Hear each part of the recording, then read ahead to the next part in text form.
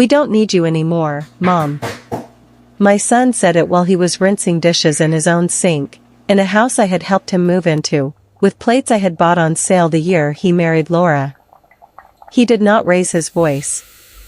He did not look at me. He just said it, as if he were describing the weather. Laura stood at the kitchen island, drying a pan. The TV murmured from the living room where Noah's game controllers lay tangled in a pile. A pot of spaghetti sauce simmered on the stove. It was an ordinary Tuesday night. But that sentence split my life in two. I was standing at the counter, folding one of Noah's t-shirts. I had just taken their laundry out of the dryer, because it was what I did there. I folded, I cooked, I picked up. I tried to make myself useful so I would not feel like a guest in my own son's home. "What do you mean?" I asked. I heard my voice.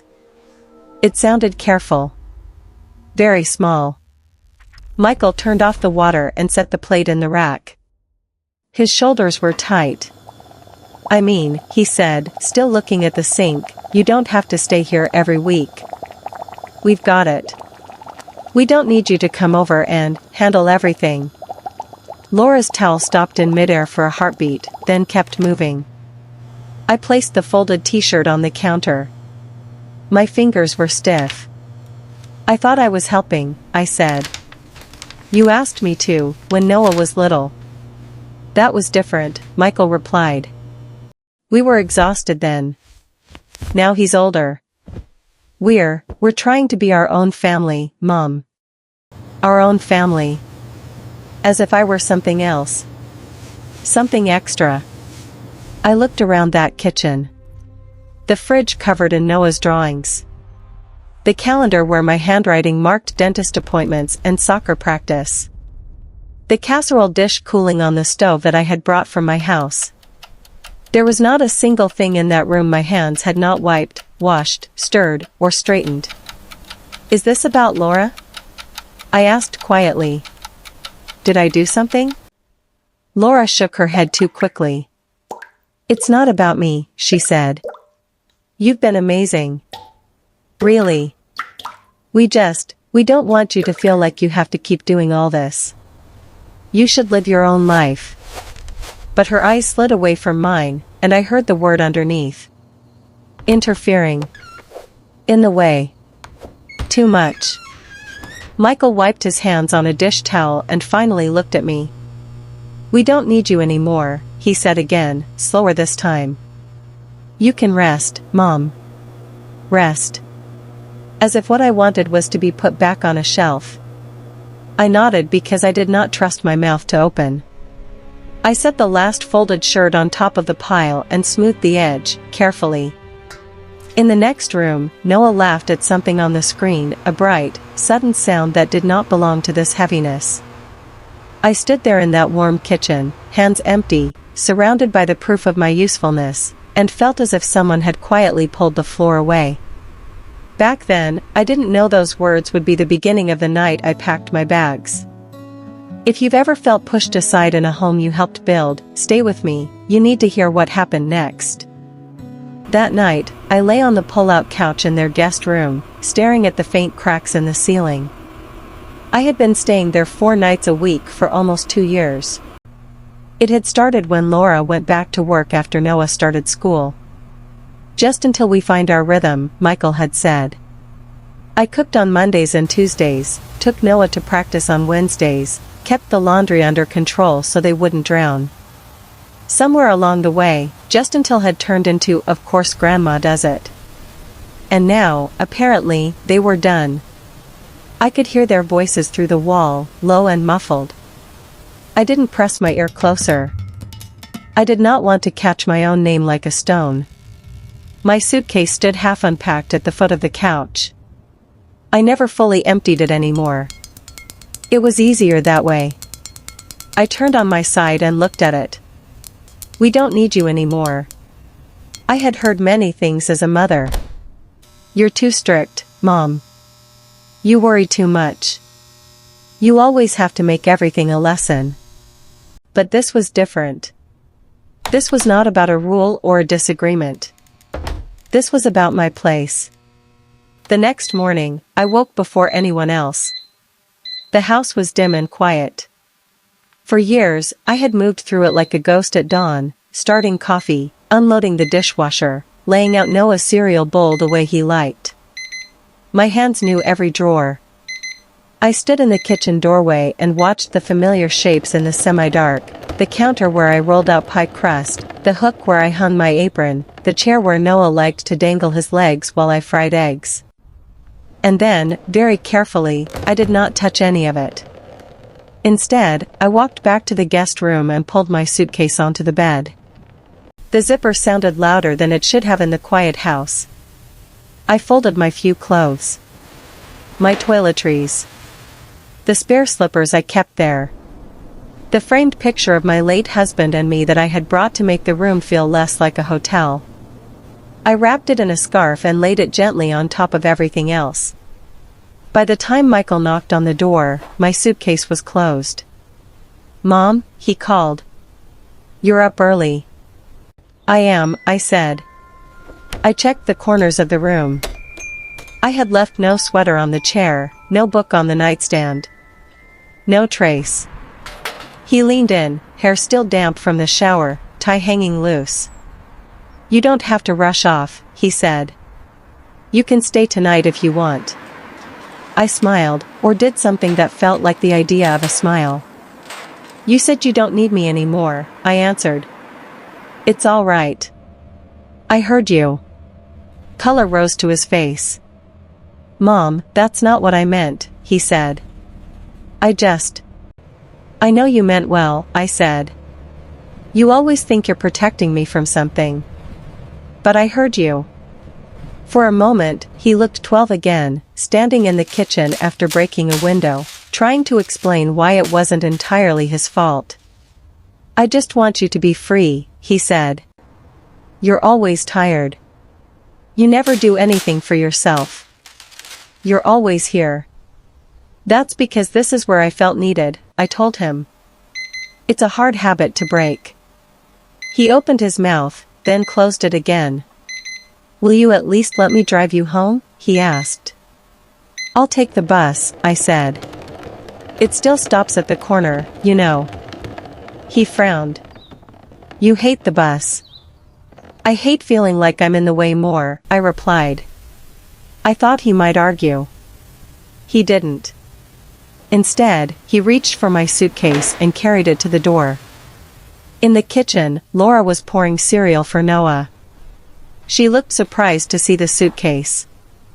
"You're leaving now?" she asked. "I have things to do at my place," I said.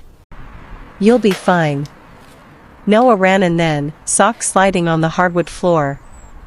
"Grandma, are you coming to my game on Saturday?" he asked, grabbing the back of a chair. "Of course," I said. "I'll be there." "Good," he said, satisfied. "You're good at yelling at the ref." Michael and Laura both laughed. For a second, the room felt normal again.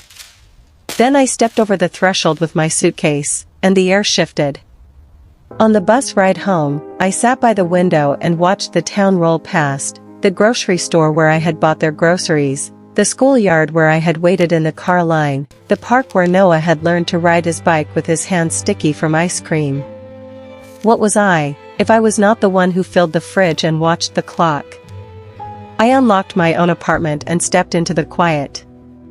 The first thing I noticed was the dust on my kitchen table. The second was the calendar on the wall, still turned to 2 months ago. My life, the one that existed outside of Michael's house, had been on pause. I set my suitcase down and walked to the table. There, under a small pile of unopened mail, was a flyer I barely remembered pushing aside weeks earlier. "Senior Living Information Night, Community Center," it read. I picked it up and smoothed the crease. I thought that was the end of the story. I would go back to my old routines, my quiet. I was wrong. Later that week, my daughter Sarah called. "Mom, Michael says you left in a hurry," she said. "What happened?" "He told me they don't need me anymore," I answered. "So I came home." Sarah made a sound that was half sigh, half groan. "He's an idiot," she said. "He didn't mean it like that." "How many ways are there to mean we don't need you?" I asked gently. She was quiet for a moment. "I know he's been tense," she said. "Work has been awful. Laura's mother keeps telling them they rely on you too much. He's caught in the middle. That's no excuse, but he's not trying to throw you away, Mom. He just doesn't know how to say, 'I love you, but we need some boundaries.'" "Boundaries I can live with," I said. "Being dismissed is harder." I heard her exhale through her nose. "Do you want to come stay with us a few nights instead?" she offered. "Emma would love it." I looked around my little kitchen. The empty table. The quiet sink. The plant on the windowsill drooping slightly from neglect. "No," I said slowly. "No, I think I need to remember what it feels like to live in my own place again." "What are you going to do?" she asked. It was a simple question. I realized I did not have an answer. That evening, I went down to the community center. The room smelled of coffee and floor polish. A woman in a blue cardigan talked about housing options, support groups, activities. I sat in the back and listened, my hands wrapped around a paper cup. When she asked if anyone had questions, a man near the front raised his hand. "What if you don't want to move?" he said. "What if you just want your kids to see you as more than free childcare?" A few people chuckled, a little bitterly. The woman nodded. "Then what you need isn't a new address," she said. "It's a new agreement. With yourself first, and with them second." Her words followed me home. A new agreement.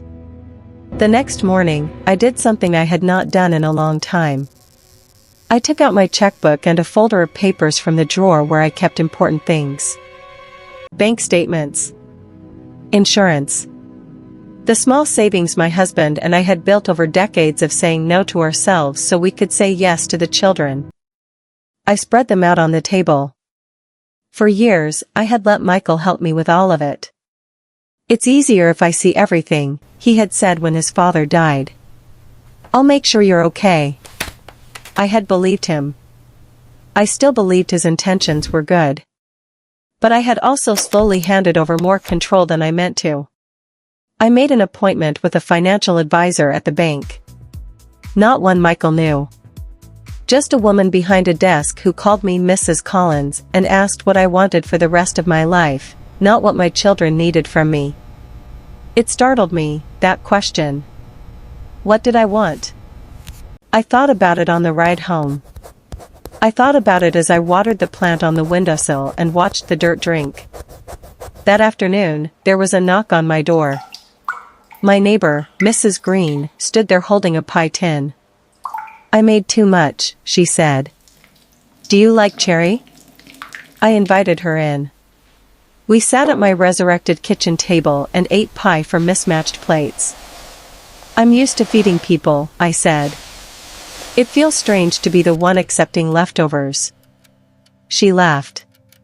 "Get used to it," she said. "We're all keeping each other afloat in this building." Somehow, the story came out. Not all at once, but in pieces between bites. "My son said they don't need me anymore," I told her. "So I left." She dabbed the corner of her mouth with a napkin and looked at me steadily. "My daughter told me once that I was too much work," she said. I cried for a week. Then I realized something. "What?" I asked. "There's a difference between being needed and being valued," she said. "They need us when they're drowning. They forget to value us when they're swimming. You can't control when they need you, but you can decide how you let them value you, or not." Her words sat between us like another slice of pie. That night, I took out a sheet of stationery and began to write. "Dear Michael," I wrote. I told him I loved him. I told him I understood that he wanted to stand on his own feet, that he wanted to be a good husband and father without leaning on me for everything. Then I wrote the sentence that had been pressing against my ribs since that night in his kitchen. When you said, "We don't need you anymore," it felt like you were telling me I was useful, but not wanted. I told him I would not live in his house 4 nights a week anymore. I would come for dinner when invited. I would cheer at Noah's games from the stands, not from the driver's seat of their life. I ended with this. I don't want to be needed like a mop or a spare pair of hands. I want to be wanted as a person, with a chair at your table that is mine even when I'm not doing the dishes. I wrote a similar letter to Sarah, not because she had said it, but because I wanted her to know I was stepping back on purpose, not because I was sulking. I mailed both letters in the morning. For a few days, there was silence. No calls. No, "Can you pick up Noah?" No, "What's your recipe for that casserole?" I went to the library. I joined a small group at church that met on Thursday mornings. I started walking in the park with Mrs. Green, who complained about her knees and then walked faster than I did. I also slept through the night for the first time in months. Then, one evening, my phone rang. "Grandma?" Noah's voice came first, breathless. In the background I could hear a game announcer on TV. "Yes, honey," I said. "That's right. We'll finalize the "I'm details here. then." Dad said I can call you before bed now," he said. "Even if you're not staying over." I told him we still need you. Not just for laundry. I closed my eyes. "What did he say?" I asked. "He said he knows," Noah answered. "He's gonna talk to you." I heard the phone change hands, a rustle, a throat cleared. "Mom?" Michael said. His voice was softer than it had been in that kitchen. "I got your letter," he said. "I keep reading that line about the chair at the table." I waited. "You're right," he said. I said it badly. I was tired and defensive and scared. I didn't want you to feel like you had to spend the rest of your life picking up after us. But I made you feel like we only wanted you when you were doing something. "You did," I said. "But you're still my boy. I know you're learning." He took a breath. "Will you come over Sunday?" he asked. "Just for dinner. No laundry. No staying the week. Just sit at the table." I thought about my quiet apartment. The plant on the windowsill. The flyer for another community activity night on my table. "Yes," I said. "I think I'd like that." At the time, I didn't realize that this small change, a suitcase brought home, a letter sent, a chair claimed, would change the way the rest of my life felt.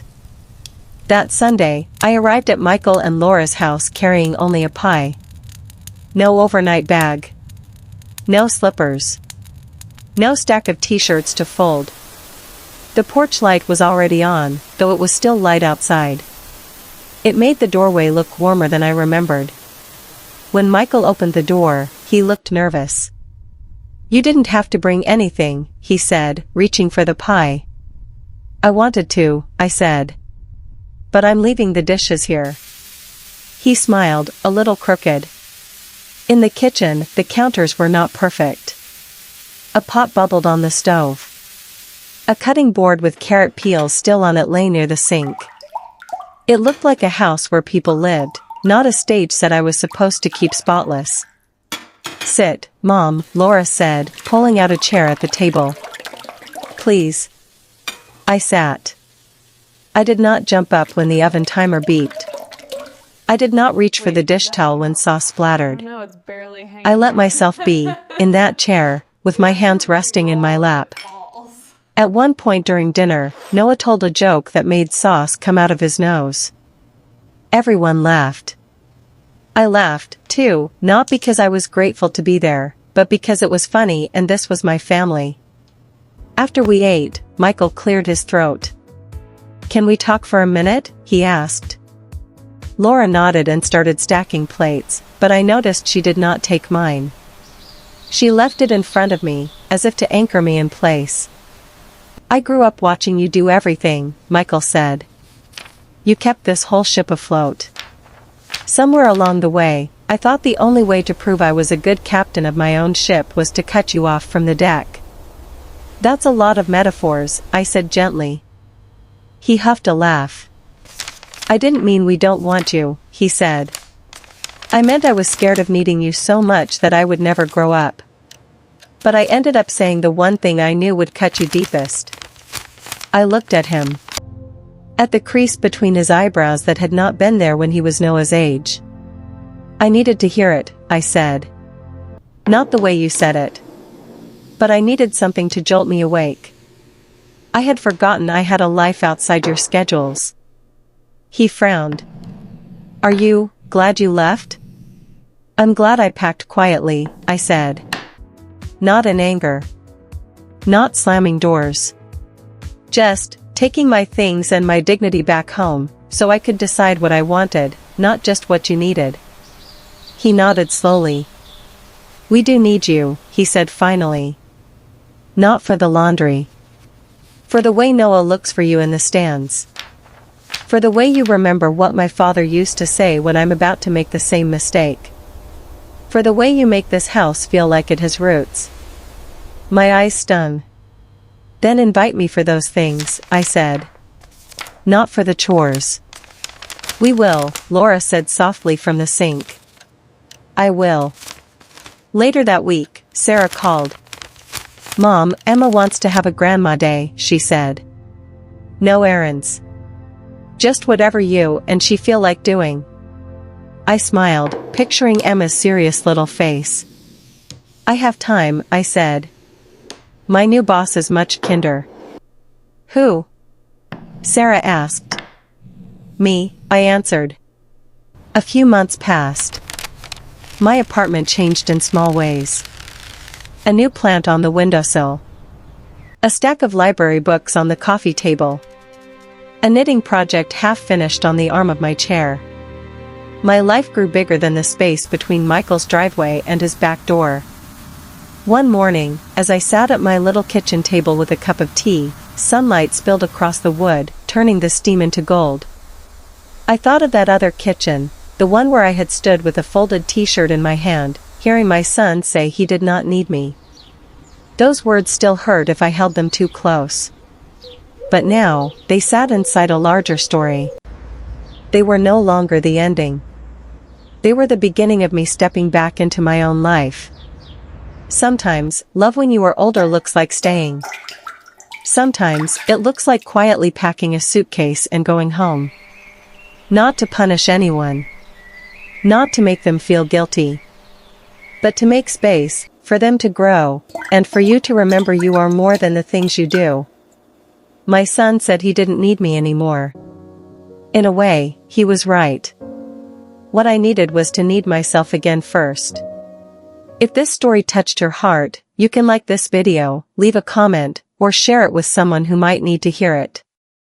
If you've ever felt treated like a burden, my next story may speak to you even more. And if you'd like more stories like this, you're always welcome to subscribe to this channel, Lydia's True Stories.